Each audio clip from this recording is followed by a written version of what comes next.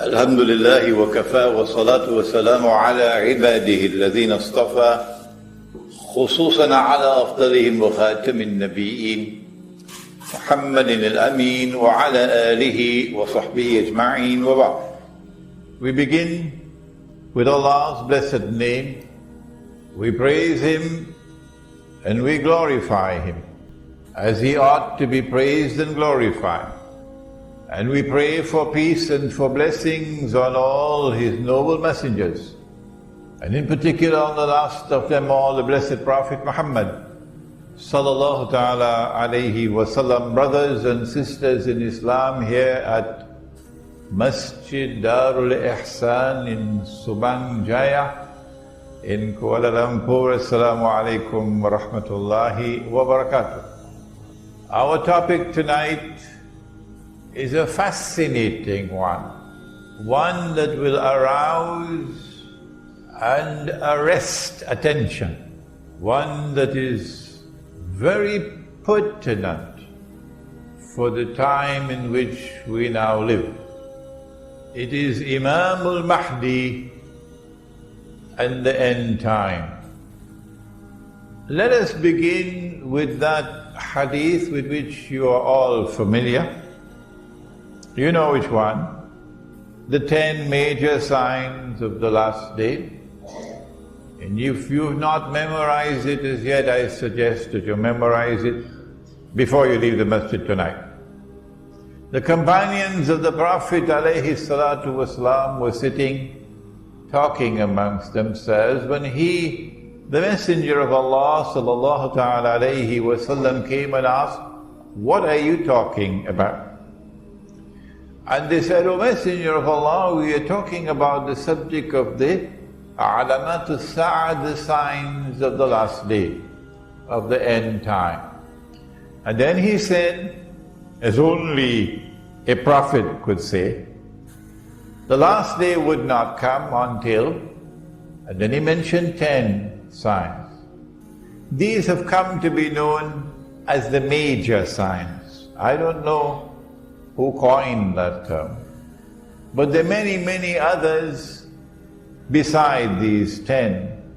For example, when next you go to KLCC, you'll see some of these. He said that the naked, barefooted shepherds, they don't like this language at all.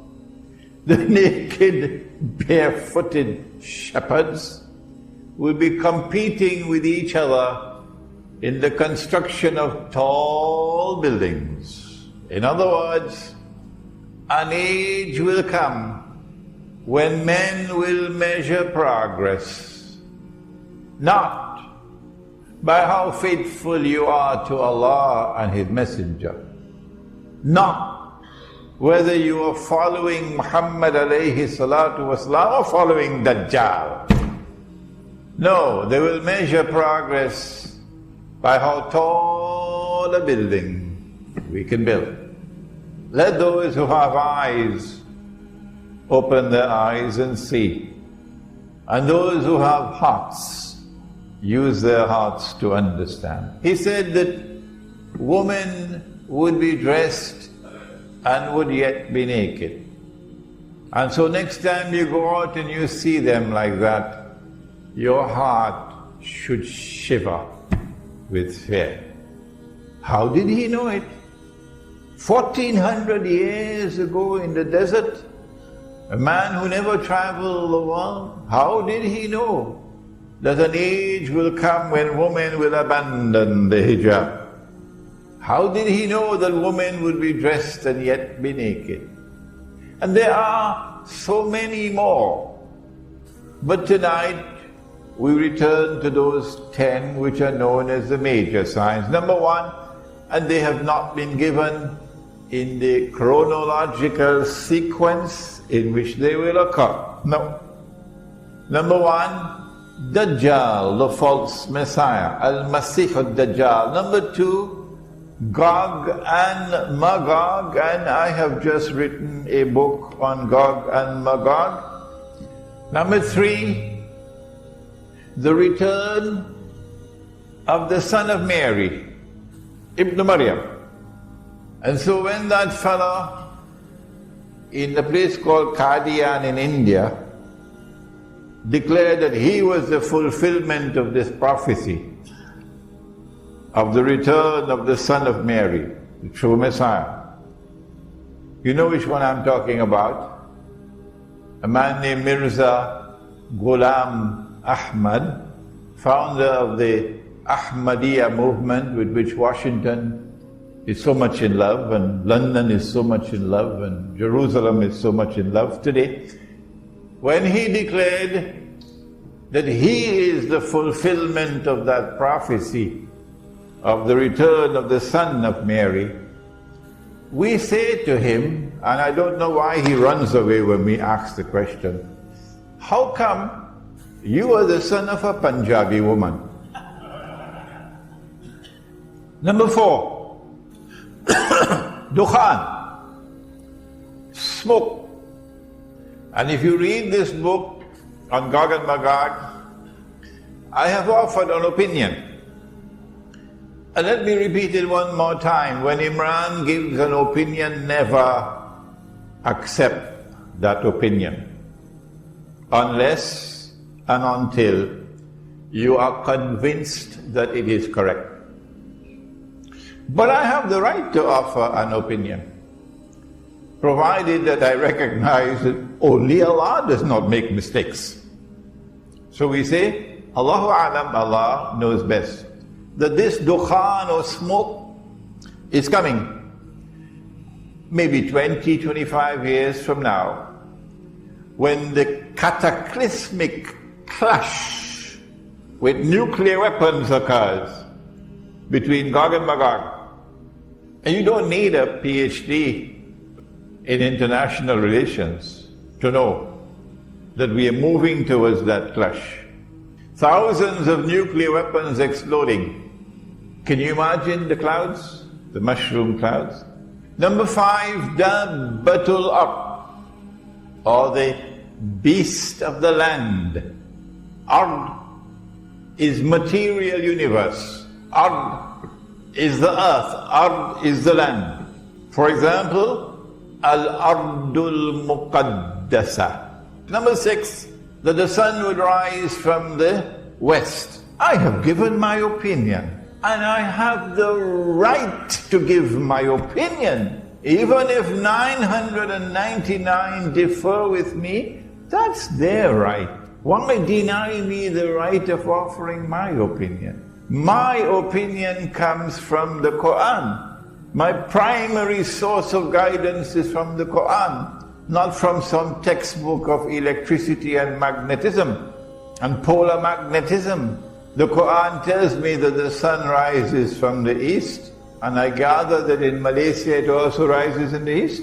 And the Quran tells me, La tabdila li khalqillah, that Allah's creation does not change. And so I have chosen to understand the hadith, not literally, but symbolically, that something is going to happen which would symbolize a false sunrise from the west. And I have understood that to be modern, godless, decadent, oppressive, awesomely deceptive Western civilization. And Allah knows best. Number 7, 8 and 9. 3 earthquakes resulting with movements of the earth, in which the earth sinks down, khas, and swallows what it swallows. One in the east, one in the west, and the third one in Arabia, and the third one is linked with Imam Al Mahdi. And number 10, that the fire will come out of Yemen and drive people to their place of assembly. Of these 10, the Quran singles out one. And Allah says of that one, the return of Nabi Isa alayhi salam, وَإِنَّهُ لَعِلْمٌ لِلسَّاعَةِ, it can be read that way, or لَعَلَمٌ لِلسَّاعَةِ, it can also be read that way. Perhaps that ilm and alam here are synonymous. Ilm means knowledge, alam means sign. That this is the sign of all signs, the return of the son of Mary, Nabi Isa alayhi salam, the most powerful voice in history ever to have prophesied the return of Nabi Isa alayhi salam. The return of Jesus is the voice of Muhammad sallallahu ta'ala alayhi wasallam. Even if we did not have the ahadith, it is still possible, using the Quran alone, to establish belief in the return of Nabi Isa alayhi salam. And so if you reject belief in the return of Nabi Isa alayhi salam, you will not be able to understand the end time. No matter how great a scholar you may be, there is a branch of knowledge which studies and explains the end time. In Bahasa, in Malayu, you call it ilmu Akhiruzzaman. And in the English language, we call it Islamic Eschatology. Don't bother with the big word. Islamic Eschatology. Since we now have the tall buildings, I don't know whether you have missed it. If you have, take a taxi to KLCC, you'll see it. The evidence is there as plain as daylight that we're now living in the end times. And so it is Islamic eschatology which will explain the world today, not the New Straits Times, and not your local television station, not even your government. It is Islamic eschatology which will explain the world today. And at the heart of Islamic eschatology, or ilmu Akhiruzzaman, is the return of Nabi Isa alayhi salam. Let me repeat that if you reject belief in the return of Nabi Isa alayhi salam, you can't guide Muslims in this age. No, because you cannot yourself understand the reality of the world in the end time. We now turn to a hadith in Sahih Bukhari, in which Nabi Muhammad alayhi salatu wasalam said, and it is a very short hadith, you can memorize it before you leave the masjid tonight. Kayfa antum? How will you be at that time? Oh, what a wonderful time that would be. إِذَا نَزَلَ عَلَيْكُمْ Maryam, when the son of Mary will descend amongst you. Oh, so he's not descending in Rome. Oh no. When the son of Mary descends amongst you, whether they like it or whether they don't, when Jesus comes back, he's coming to us. He's descending amongst Muslims. كيف أنتم إذا نزل عليكم مريم وإمامكم منكم. And at that time, your imam would be from within your own ranks. He would be a Muslim. And so there is an imam in the end time. And the advent of that imam, I'm going to use another big word now. First one was eschatology. The advent of that imam will be contemporaneous. Long word, huh? Contemporaneous, meaning at the same time with the return of Nabi Isa alayhi salam. The advent of that imam would be at the same time with the return of Nabi Isa alayhi salam. But he would have to come before. And then after he has come, then Nabi Isa alayhi salam will come. Who is that imam who will emerge in the end time? And who is an imam? And what will be the implications of the emergence of an imam at that time? These are fascinating questions. We have to simply leave Sahih Bukhari and go to Sahih Muslim, and we get the answer that Nabi Muhammad alayhi salatu wasalam prophesied that that imam would be known as Imam Al Mahdi, the rightly guided imam. And we also are told that he is going to be from the seed of Muhammad sallallahu ta'ala alayhi wasallam, from his daughter Fatima radiyallahu ta'ala anha. So he's going to be an Arab. I don't think he can be an Indonesian, or Malaysian. He has to be an Arab, Okay.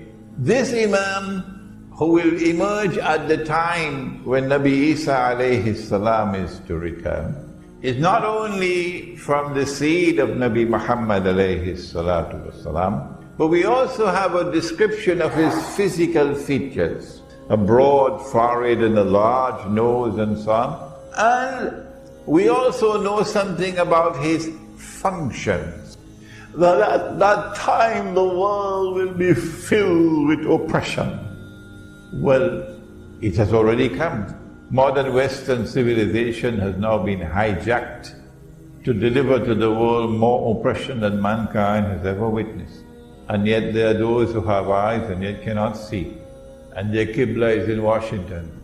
And they long to get a green card and a US passport. So I say, please go and don't come back. Please go and don't come back. You don't belong to us.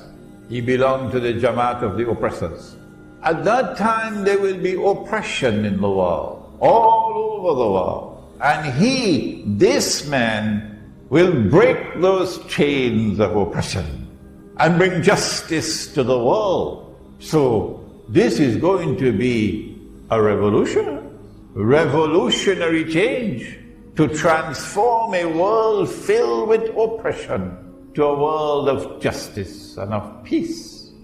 And then the world would experience what Islam has to offer.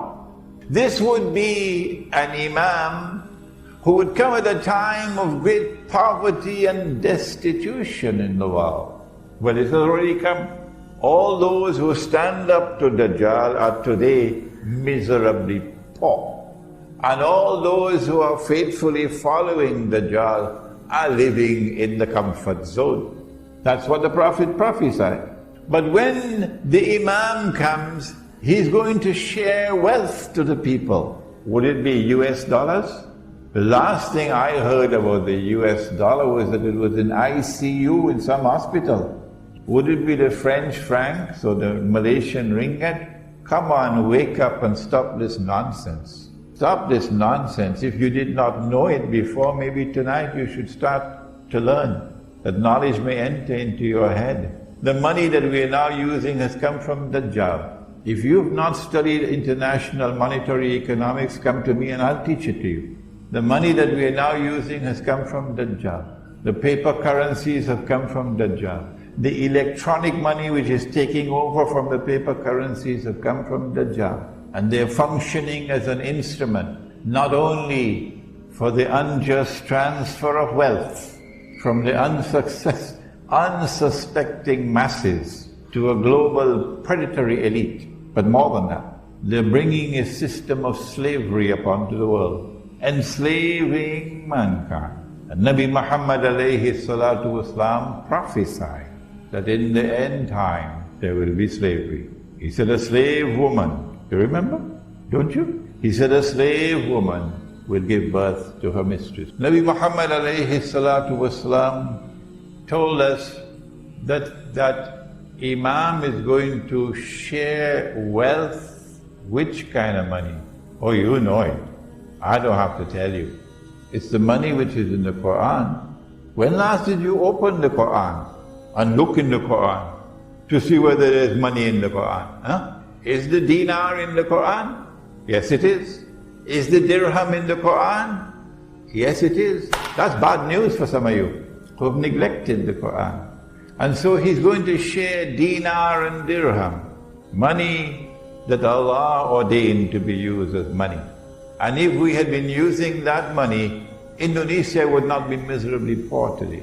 And Egypt would not be miserably poor today. And Bangladesh and Pakistan and Afghanistan would not be miserably poor today. And Africa would not be miserably poor today.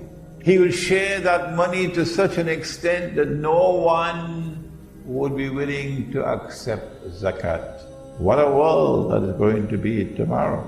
This Imam is called Imam But the word Imam here is synonymous with Amir or leader. So he is not only Imam Al Mahdi, he is Amir Al Mu'mineen, the leader of the believers. So would he be the head of the Egyptian Muslims alone? And you have another one for the Malay, another one for the Indonesians? Or is he going to be the leader of all Muslims? Come on, answer me today. Answer me today. You know, he prophesied about the end time, that knowledge will disappear.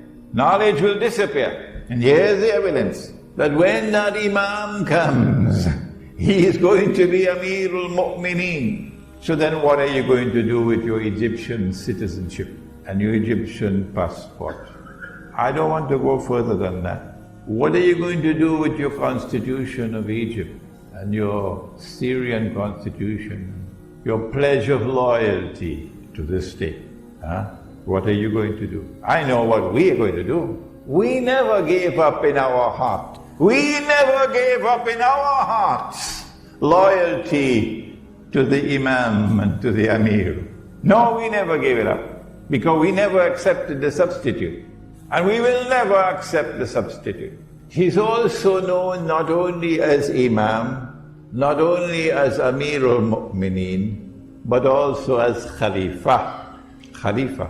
And this brings us to our difference of opinion with the Shia. We hold the view that the Shia are Muslims. Oh yes.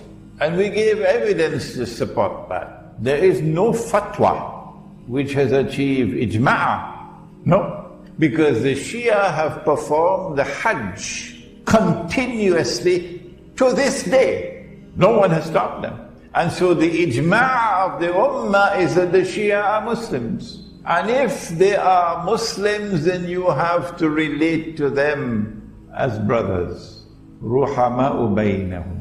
And if you differ with them, you must differ in a way which is constructive and not destructive. We say that the first Amir, the first Imam, the first Khalifa was Abu Bakr Siddiq radiallahu ta'ala anhu. And then after him was Umar Farooq radiallahu ta'ala anhu. And after him was Uthman Ghani radiallahu ta'ala anhu. And after him was Ali radiallahu ta'ala anhu, Ali ibn Abi Talib radiallahu ta'ala anhu. And we have said, and we have not spoken with hostility and bitterness and enmity. We have spoken with sadness in our hearts. That if you declare of Abu Bakr Siddiq radiallahu ta'ala anhu that he was a usurper who stole somebody else's position, we say that you are misguided. If you're annoyed with us, what can we do? But facts are facts. And we say that if you say that Umar radiallahu ta'ala anhu was also a usurper, we say that's double misguidance. And if you compound that by saying that Uthman Ghani radiallahu ta'ala anhu was also misguided, we say, come on, it's time to wake up from your sleep. And we're not speaking these words with bitterness and with anger and with hostility. We're speaking these words with sadness. And it's because we call them the Khilafa that we say that the Imam who is to come will also be Khalifa. What is the implication now of Allah subhanahu wa ta'ala sending to us a Khalifa and saying to him that he will be from within your own ranks? كيف أنتم إذا نزل عليكم مريم وإمامكم منكم. And your Imam will now be from within your own ranks. Very clearly to me, this hadith is anticipating a time will come when we will no longer have Khilafa. No, that we will be ruled by those who are not Muslims. There is no authentic Islamic rule anywhere in the world today, because those who rule us are not Muslims. Where's the evidence? When last did you take up the Charter of the United Nations Organization And if you are in Iran and you listen to this lecture, I'm talking to you. I'm talking to you. Take up the Charter of the United Nations Organization and open it and read, I believe it is 24 and 25, but I can be mistaken. I've been traveling for 5 months now, so I can make mistakes. It could be 24 and 25 or 25 and 26, where the Charter of the United Nations says, in effect, that in all matters pertaining to international peace and security, Allah is not Al-Akbar. No, the Security Council of the United Nations is Al-Akbar, meaning there is no authority above it. That is shirk. And so once you are a member of the United Nations organization, your Amir al-Mu'mineen, your Khalifa, your leader, your ruler, ultimate ruler is the Security Council of the United Nations. And so you can call yourself an Islamic Republic, like Pakistan used to do before it became an American Republic. And I don't say this to ridicule the Pakistani people, because I studied in Pakistan and my heart beats with the people of Pakistan who are imprisoned in Pakistan because they don't have the freedom to choose their own leader. Their leader is chosen in Washington by the Zionists. And so a time is going to come when we will be ruled by those who are not from within our own ranks. So you had Amir al-Mu'mineen George Bush. But that's not going to last forever. No. When Imam Al Mahdi comes, that's goodbye to the substitute that they gave us for the Khilafa. Dajjal gave us the modern secular state. And the modern secular state has replaced the Khilafa. And all of mankind, illa masha'Allah, have pledged their allegiance to the modern secular state, loyal to the modern secular state and to its constitution. And as a consequence have said goodbye to Allah and to the Khilafah. But you and I have not done that. In our hearts we are faithful to Allah and to His Messenger. And in our hearts we are faithful to Islam's model of a political state, the Khilafah. And in our hearts we long for that day when the Imam will emerge and the Khilafah will be restored. Is it possible for the Khilafah to be restored before the Imam emerges? There is a hadith in Sahih Muslim that a Khalifa will die and there will be disagreement concerning succession. I think you already guessed who it's going to be. There will be disagreement concerning succession. And then a man will emerge out of Medina. Remember Medina, not Jakarta, Medina. And he will hurry to Mecca. And the people of Mecca will come out to him and urge him and try to force him to accept the bay'ah.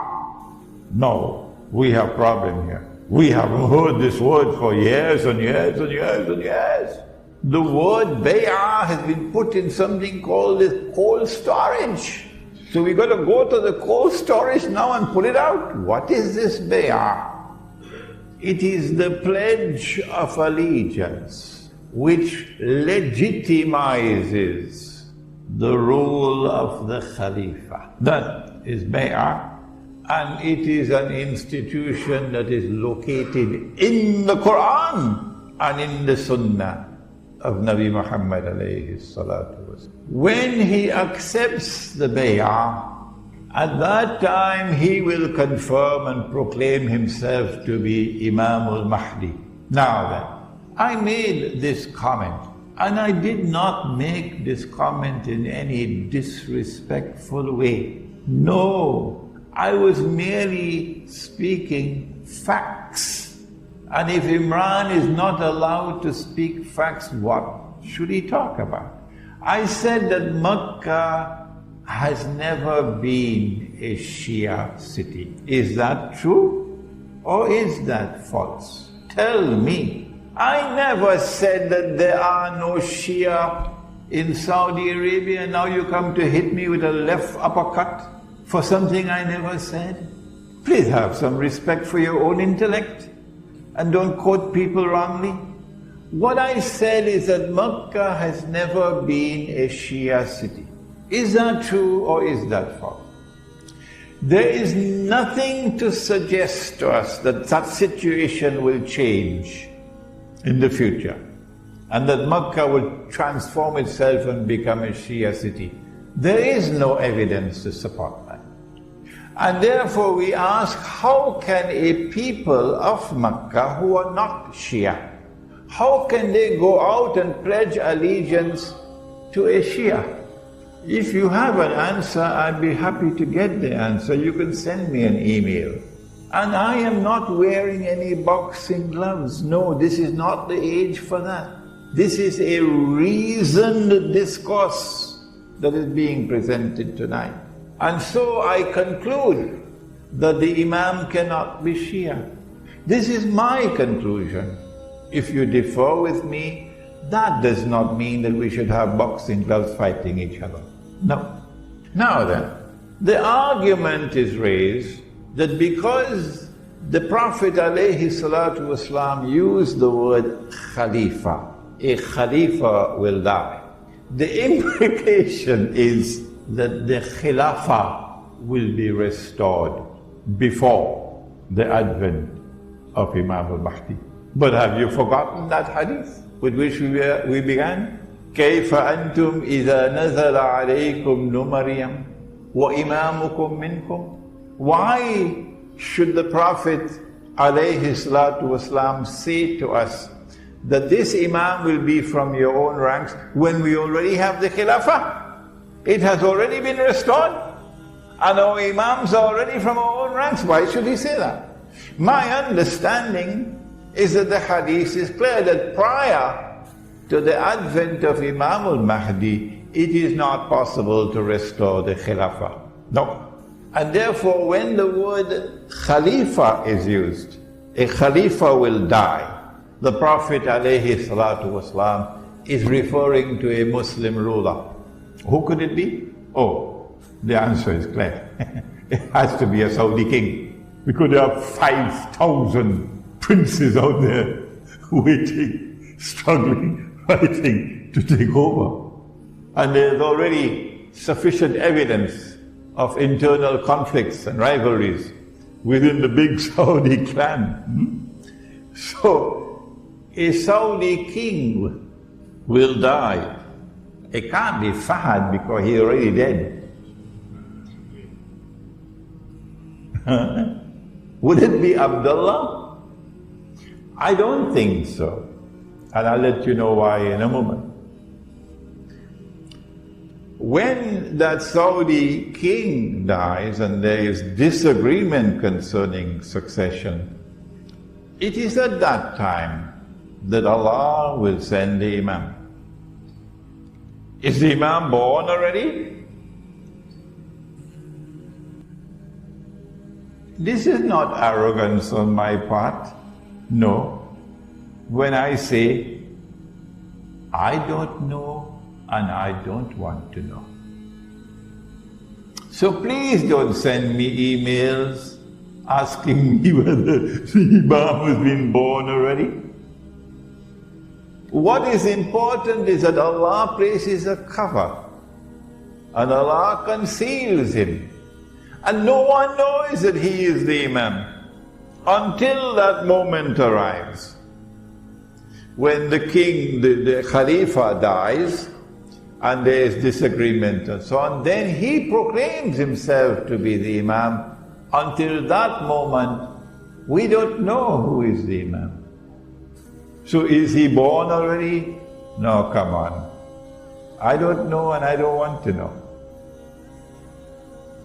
Having disposed of these questions, now what are the implications of the advent of the Imam?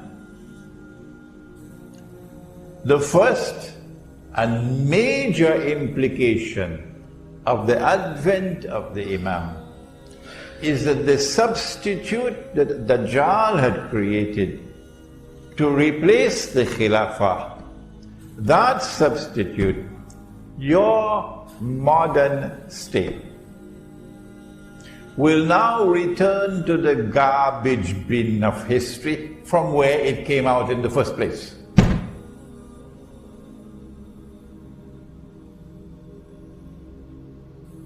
Why do I use such harsh language? What is the Khilafa state? The Khilafa state is a state established for the first time by Nabi Dawood alayhi salam in the Holy Land, the holy state of Israel, restored in Medina by Nabi Muhammad alayhi salatu wasalam. The Khilafa state is a state which recognizes Allah subhanahu wa ta'ala as Al-Malik. Al-Malik. They translate Al-Malik as the king, whereas in political terminology it should be translated as the sovereign. So sovereignty in the Khilafa state resides with Allah. The modern secular state which came from Dajjal says no. No. Allah is not Al-Malik. Sovereignty does not reside with Allah. Sovereignty resides with the state. The state is sovereign. The people are sovereign, not the Lord who created them. You don't need a PhD to understand that that is shirk. And that's the one sin that Allah will never forgive. For those of us who just have a few steps left before the grave, it's a wake-up call for us to make tawbah before it's too late. The Khilafa state recognizes Allah's authority as supreme. He is Al-Akbar. The modern secular state says no. The authority of the state is supreme. There is no authority above the state. And the states are all organized under the United Nations organization. And the United Nations organization has at its top the Security Council. And the authority of the Security Council of the United Nations is Al-Akbar, not Allah. Dajjal created that. And instead of worshipping Allah, we are worshipping Dajjal. The Khilafa state says that Allah is Al-Hakam, the supreme lawmaker. His law is the supreme law. And when He says haram, no one can make it halal. And when He says halal, no one can make it haram. And in Surah At-Tawbah, there is a verse of the Quran which declares that to be shirk, to legalize and make legal what Allah has made haram. That is shirk. The modern secular state says no, Allah is not Al-Hakam. Parliament is Al-Hakam.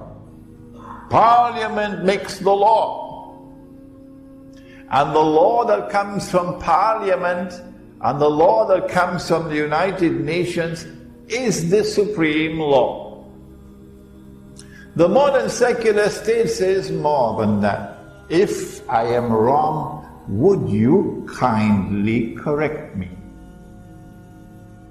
The modern secular state says that Allah can make it haram, but we can make it halal. And everything, or almost everything, because we have not reached New York as yet. In New York, they now legalize the marriage of a man with a man. In New York, they've now legalized the marriage of a man with a man, and yet you want your green card, to become an American citizen, So go and stay there and never come back. Those are your people, not ours. The modern secular state says Allah can make it haram, but we can legalize it. Shall I give you some examples? Would you be interested? Did you know that Allah prohibited money being lent on interest? Did you know that? Huh? You know that? And did you know that Allah has declared war? War on the money lender lending money on interest? Did you know that? And did you know that Nabi Muhammad alayhi salatu wasalam has cursed all four and declared that they are all equally guilty? The one who takes riba, the one who gives riba, the one who records the transaction, and the two witnesses. Did you know that he said that riba is constituted of 70 different parts? Hadith of Ibn Majah. That riba is constituted of 70 different parts, and the smallest part of riba is equivalent to a man marrying his own mother. And do you know what the modern secular state has done? Even in Saudi Arabia, all around the world, they've made it halal. Don't believe me?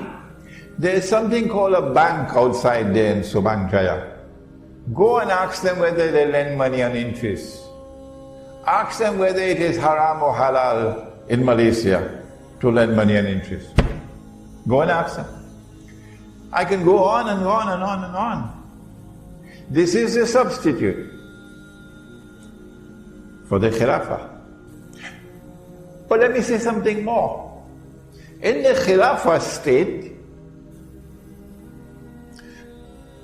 so long as we Muslims have control over territory, that territory is designated Darul Islam. Now look at that.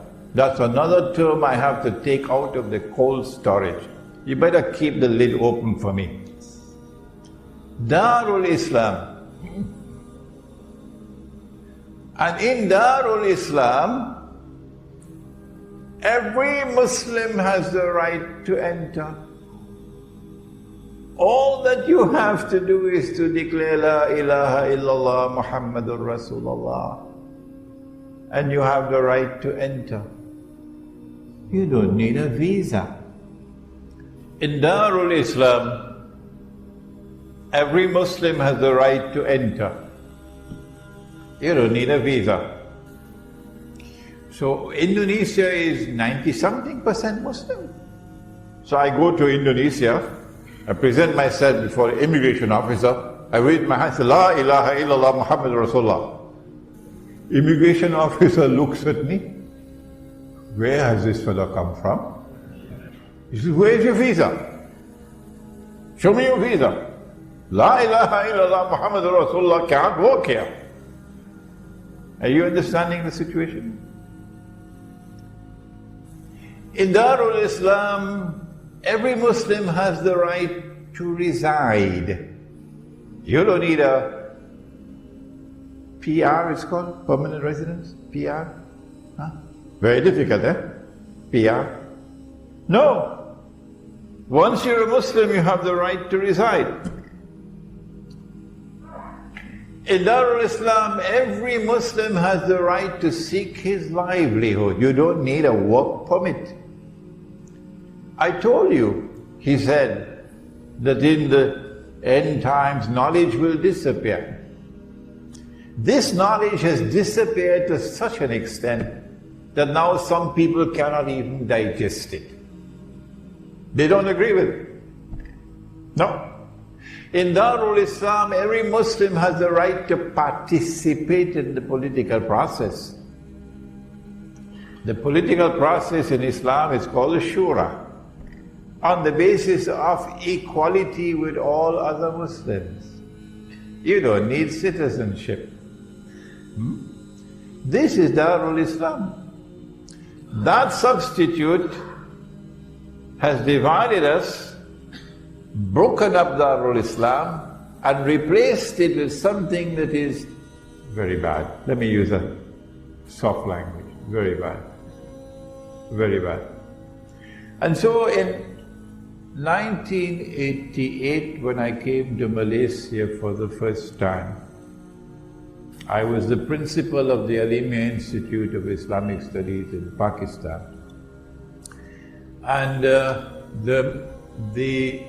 Muslim, what is it called? An Islamic organization in England, Muslim Institute for Research and Planning, founded by our dear brother Dr. Karim Siddiqui rahimahullah. May Allah have mercy on the soul of our dear brother. The Muslim Institute in London and Party Islam in Malaysia combined to organize a seminar on Hajj. And I was chosen to come from Pakistan to be one of the speakers in that seminar. And I said that it is wrong to take the Islamic movement and register it as a political party and fight elections under the constitution of a modern state that has come from Dajjal. Pass was not too happy with me. No. The same thing was done in Pakistan by Maulana Maududi rahimahullah with the Jamaat Islami.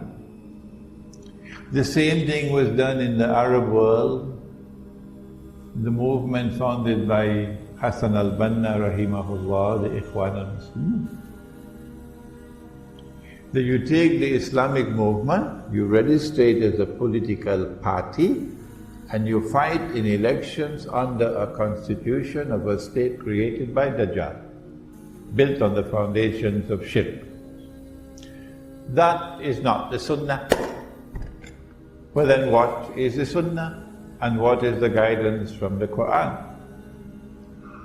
When you studied this book on Gog and Magog, when you studied Akhiruzzaman, Islamic Eschatology, and my book entitled Jerusalem in the Qur'an, most of you probably already read this book. It was written 10 years ago. It qualifies as the textbook on Islamic Eschatology, and we now have it in Bahasa.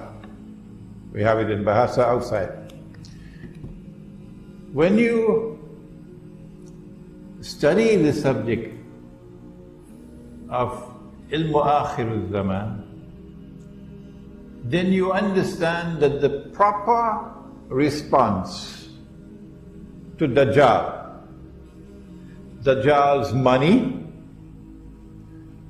Dajjal's economy based on riba, Dajjal's political system based on the modern secular state and its shirk, and the Security Council of the United Nations as Al-Akbar, the proper response is to flee from Dajjal. To flee from Dajjal. And to try to restore the micro-Khilafa wherever you can, until the time comes when the macro-Khilafa can be restored, when Imam Al Mahdi comes. That micro-Khilafa I have described as the Muslim kampung, the Muslim village. And I know that I'm out of Dajjal's reach when I go to a kampung where I cannot use a cell phone. Now I know I'm out of his reach. Over there we will try as best as we can to restore dinar and dirham as money in the market. And we will not use this bogus and fraudulent and utterly haram paper and electronic money. In that kampung we'll try to restore the Amir and the Bay'ah. And we will refuse to give our allegiance to the modern secular state. And we say this is micro Khilafa, waiting for macro Khilafa when Imam Al Mahdi comes. This is not a place where you will be opting out of jihad. Oh no. The baby boys who are born in this kampung will fight better on the battlefield from Khorasan in the Muslim army that will liberate the Holy Land. The baby boys born in this kampung will fight like lions, much better than yours from KLCC. So the Muslim kampung is not a place to go and sleep. Now then, we come to a very unfortunate event. One of the outstanding scholars of this age, and now my remarks are directed particularly to Pakistan. One of the outstanding Islamic scholars of this age was a man named Dr. Muhammad Iqbal. I recognize him as a great scholar, and I recognize him as a great poet. Unfortunately, my knowledge of the Farsi language and the Urdu language is not good enough to appreciate the beauty of his poetry. But I don't have any problems with his poetry. What the problem that I have is with what he has written in the English language. And I have more than a passing acquaintance with the English language. Dr. Iqbal argued in a book which he published entitled The Reconstruction of Religious Thought in Islam, which most Pakistanis have not read. And those who do try to read it probably give up before they finish 2 or 3 pages, because you need a whole bottle of Tylenol tablets for headache. Iqbal is writing pure philosophy.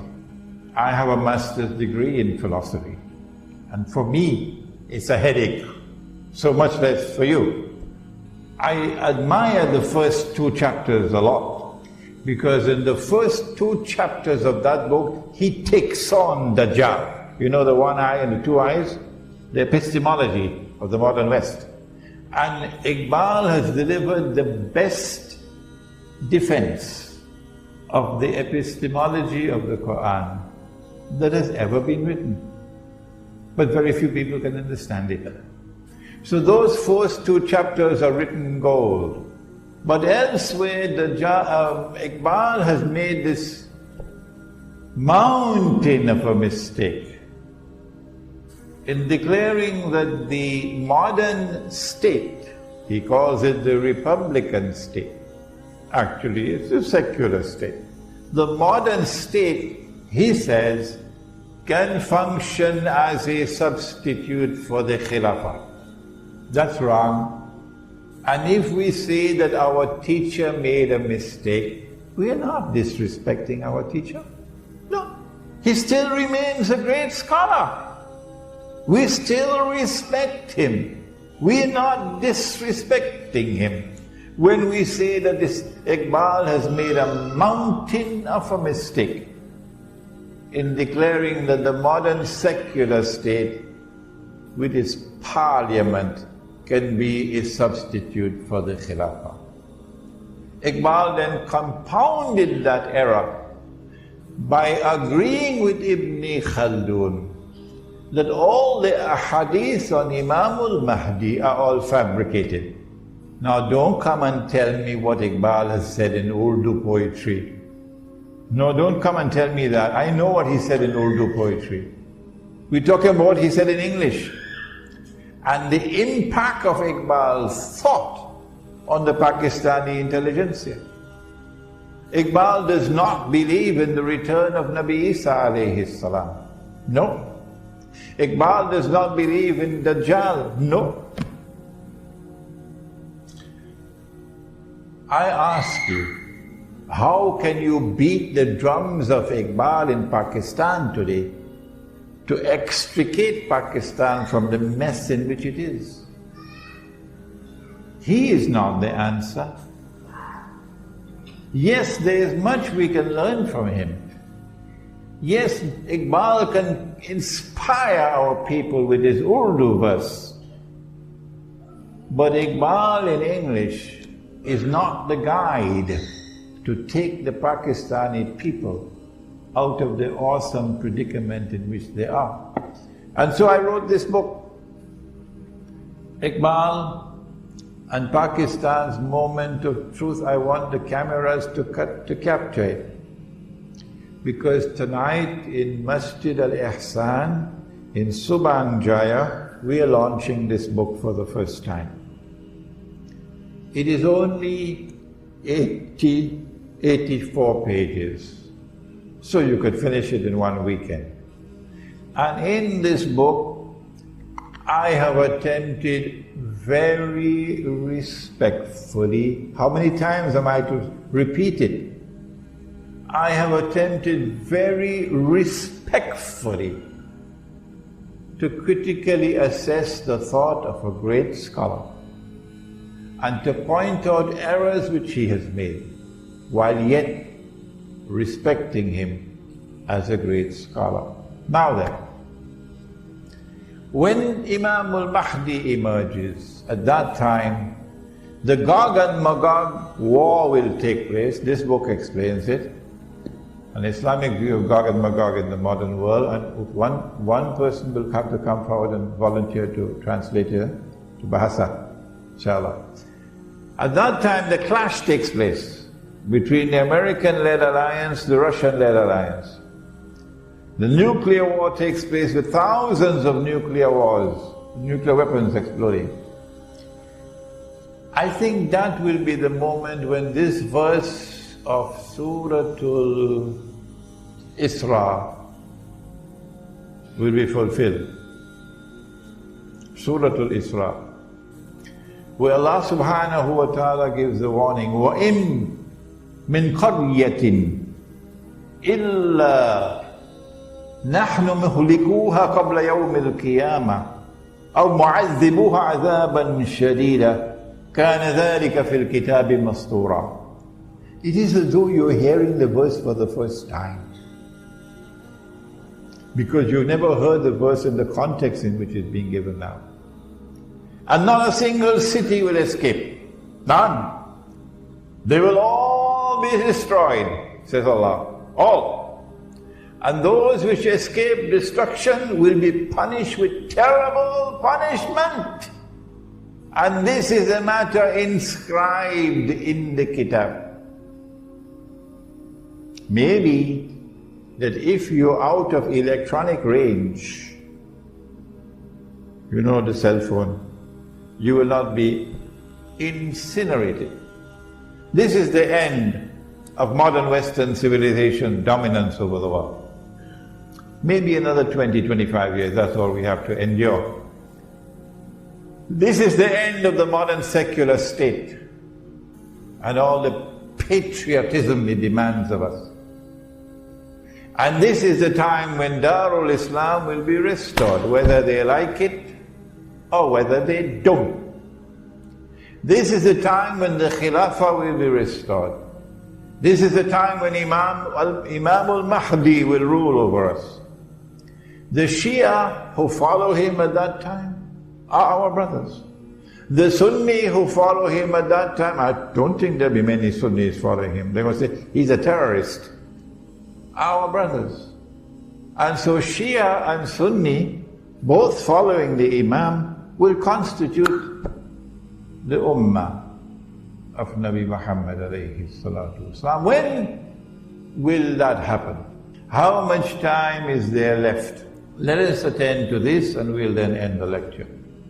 Imam Al Mahdi cannot emerge until Allah ordains that he must emerge. So no government has charge over this. When will Allah ordain that he must emerge? Because as soon as he emerges, he's going to head for Makkah and he's going to proclaim himself the Imam. An army will then march against him from Sham. And that army, as it crosses Medina, going south to Makkah, will be swallowed by the third khas. One in the east, one in the west, one in Arabia. When that army is swallowed by the earth, that is the validation. That is the conclusive validation that this man is indeed the Imam.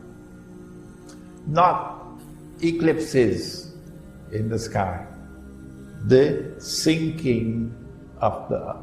When that army sinks down into the earth and is swallowed, then the Abdal from Sham and Al-Iraq will come to the Imam to offer bay'ah. The Sufis have hijacked this word, Abdal. So I got to take it back from them.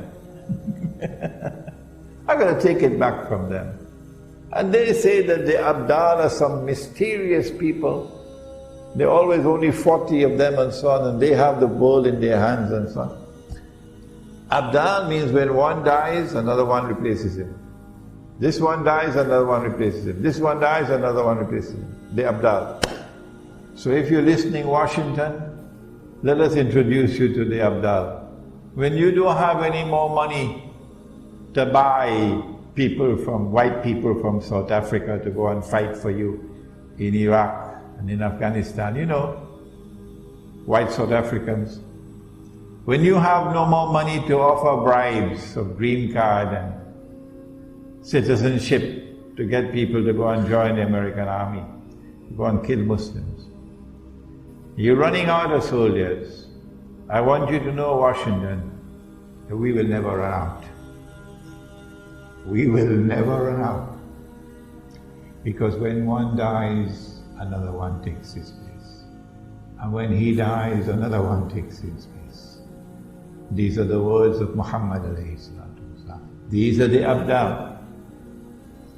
They are the Mujahideen who are waging a just struggle for liberation from oppression and liberation from occupation of the land.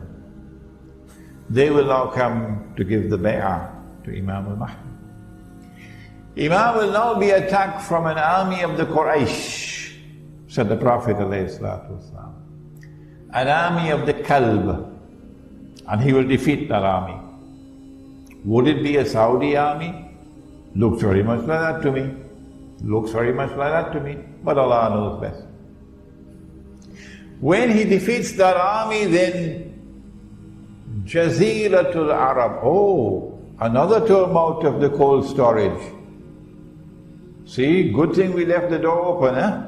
Jaziratul Arab, when last did you hear that term? Jaziratul Arab is the Arabian Peninsula. Today it has been hijacked, and there is an obnoxious name called the the Kingdom of Saudi Arabia. Squatting. So there will be no more Kingdom of Saudi Arabia. It is Jaziratul Arab will be restored. And when Jaziratul Arab is liberated, then Darul Islam is restored. This is the implication. Now tell me, would you release Imam Al Mahdi into the world when the Zionists have read all of these ahadiths? They know it all? Would you release Imam Al Mahdi into the world before Israel replaces the United States as the ruling state? It doesn't make sense. No. Would you release Imam Al Mahdi into the world before Israel rules the world? And Dajjal is in his day, which is like a week. You have to read this book, Jerusalem in the Quran, to understand that. Israel is about to launch her big wars, either this year or next year, attacking Pakistan to destroy the nuclear plants and nuclear weapons, attacking Iran, attacking Egypt, so you can occupy the territory from the river Nile to the river Euphrates. If you want to know why, there's a book outside entitled The Religion of Abraham and the State of Israel, a view from the Quran. My view, and Allah knows best, is that Allah will not release Imam Al Mahdi into the world until Dajjal has completed his mission. or he is very close to completion of his mission. And so Dajjal has to be born. He has to be born of Jewish parents. He's not been born as yet. But he's already created modern Western civilization because he's already released into the world. He's already released into the world. He's close to the end of his mission, but he's not as yet been born as a human being. When he's born as a human being, he'll be a Jew. He'll grow up to be a young man, he'll be powerfully built, he'll have curly hair. He'll rule the world from Jerusalem. And then he will proclaim, I am the Messiah, Al Mahdi, Al Masih. And when they accept him, Al Masih, he can rub his hands and he can say, come on, help me. Mission accomplished. I've given them a 6 for a 9, I've deceived them. And now they've been taken to the greatest destruction that they will ever experience in history. Banu Israel. And so by my calculation, and Allah knows best, we are still probably another 20-25 years away before that event occurs when Imam Al Mahdi will emerge. ربنا تقبل منا إنك أنت السميع العليم وتب علينا يا مولانا إنك أنت التواب الرحيم برحمتك يا أرحم الراحمين آمين.